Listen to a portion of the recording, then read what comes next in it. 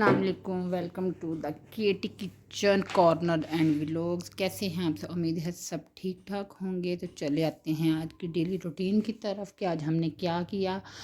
ये जी दोपहर का टाइम है और मैंने बनाया है आलू गोश्त। चलिए पहले रेसिपी देख लेते हैं कि आलू गोश्त की रेसिपी कैसे बनेगी।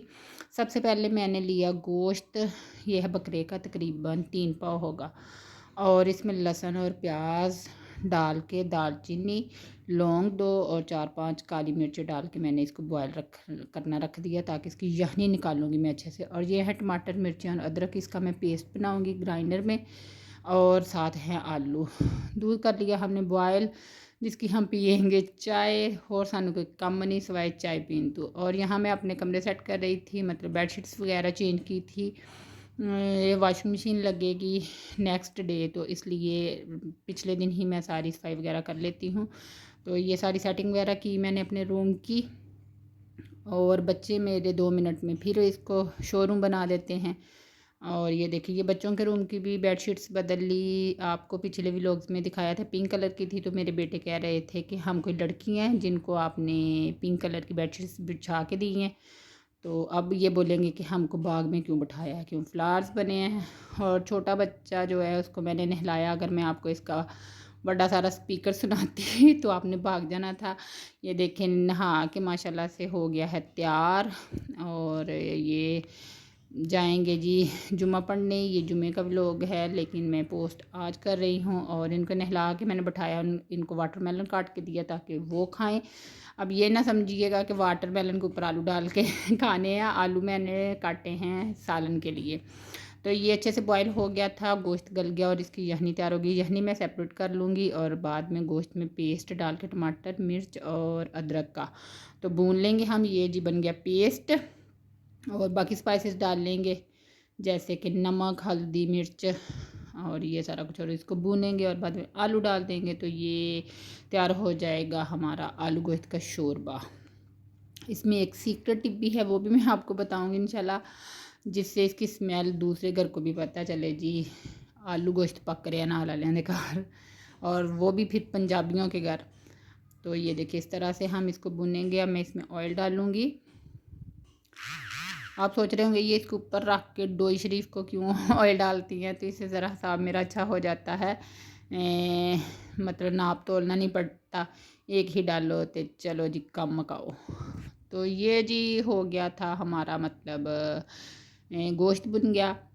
और ये आपको जो इतना रेड रेड नज़र आ रहा है, तो ये इसलिए क्योंकि इसमें मैंने कश्मीरी लाल मिर्च डाली है। आलू गोश्त का थोड़ा सा रेड कलर बहुत अच्छा सा लगता है।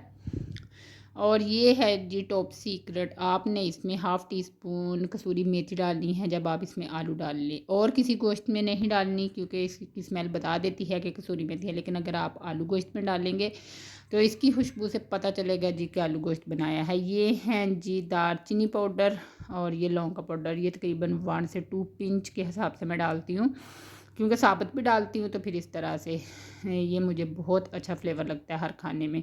ज़ीरा डाला है हाफ़ टी स्पून और इसको अच्छे से भून रहे हैं हम। और ये जो यखनी बच गई थी इसको शोरबे पे इस्तेमाल करेंगे, क्योंकि बुन गया है गोश्त। तो अब ये हम यखनी इसमें पकाएंगे। जितना आपको चाहिए शोरबा उतना बना लें। बॉयल्ड चावल के साथ बहुत मज़े का लगता है, लेकिन मेरे बच्चे चावल नहीं खाते। कोई एक मुसीबत होए तो दसिए। तो ये है जी प्रॉब्लम। और सुनाएं आप क्या करते हैं सारा दिन? मेरी तो बस यही रूटीन है, किचन से रूम्स तक और रूम्स से किचन वॉशरूम तक बस। तो बस बच्चों को ले गए तो ले आए। ये है जी इसका फाइनल, मतलब हो गया फाइनल लुक आ गई इसकी। ज़ीरा ओ सॉरी डाला, सब्ज़ धनिया डाला, और मैंने इसमें डाली थी सब्ज़ मिर्चें और अदरक। और ये मेरे बच्चे जी नहा के आए जुमे के दिन, शलवार कमीज़ें पहन के मस्जिद जाते हैं, तो इस वजह से ये देखे छोटा नवाब है जी, वो नवाब बन के बैठा है। और बच्चों को दिया मैंने खाना, जुमा पढ़ के आ गए थे तो मैंने इनको खाना खिलाया। इनके लिए मैंने रोटी बनाई मक्खन वाली, और साथ इनको मतलब दिया सालन, जो कि मेरे बच्चों ने कहा जी कि ये वाला भी नहीं था खाना। खैर बच्चों की तो आदत है। और फिर होगी शाम। मैं फ्री बैठी हुई थी तो मैंने कहा चलो मक्खन से थोड़ा देसी घी ही बना लें। तो मैंने आपको भी साथ साथ दिखा दिया कि देखें जी मक्खन से घी कैसे बनता है। देसी घी खाने का रिवाज भी है और शौक़ भी है हमारे घर। तो मक्खन भी वैसे बहुत ज़्यादा इस्तेमाल होता है, लेकिन फिर जब बच जाता है मक्खन डेली रूटीन से तो फिर इसको मैं करती हूँ गरम इस तरह से। तो इसका मैं देसी घी बना लेती हूँ। ओनली मक्खन डाला फ्राइंग पैन में और इसको मतलब इसकी जो छाछ है उसको जलने दिया। तो जब इसकी खूबसूरत सी स्मेल आने लगी तो बस इसको छोड़ दें और हल्का सा ठंडा होने दें। तो उसको हमने भुन के तो डाल लेना है देसी घी वाले डिब्बे में।